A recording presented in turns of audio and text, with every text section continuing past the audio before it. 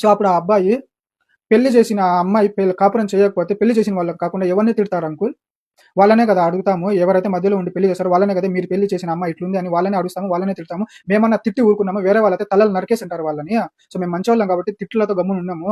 వేరే వాళ్ళు చెడ్డవాళ్ళు అయింటే గనుక ఇప్పటికి వాళ్ళ తలలు తెగే ఉండేవి అనైతే ఈ అబ్బాయి వాళ్ళకి చెప్తారు. ఇంకేం చేద్దాం బాబు వాళ్ళు ఇట్లా అంటా ఉన్నారు అనైతే చెప్తారు వాళ్ళు.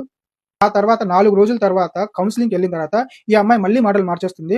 లేదు మేడం నాకు మొగుడు కావాలా. మొగుడుతో నేను ఇంక మంచిగా సంసారం చేసుకుంటాను. నేను మొగుడు దగ్గరికెళ్ళిపోతాను అనైతే చెప్తుంది. ఆ అబ్బాయి మేడం ఇన్ని అబద్ధాలు, ఇన్ని మోసాలతో వీళ్ళు పెళ్లి చేశారు.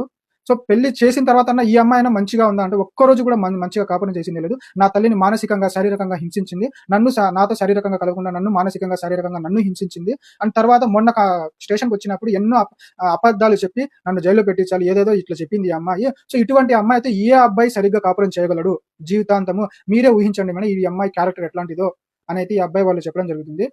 అప్పుడు ఆ అమ్మాయిని ఆ పోలీస్ వాళ్ళైతే మందలిస్తారు. "ఏమ్మా నువ్వు ఎందుకు ఇట్లా చేసినావు?" వాళ్ళ తండ్రిని కూడా మందలిస్తారు. "ఏం బా నువ్వు కూతురు కాపురం సక్రమంగా ఉండాలనుకుంటాండా? ఇంత పెద్ద మనిషిలా ఉండావే, గడ్డము, జుబ్బాలు పెట్టావే, నీకు కొద్దిగన్నా ఇంగిత జ్ఞానం ఉందా? కూతురు కాపురం ఇట్లా నీ చేతులతో నువ్వే ఇది చేస్తా ఉండావే" అనైతే చెప్పడం జరుగుతుంది.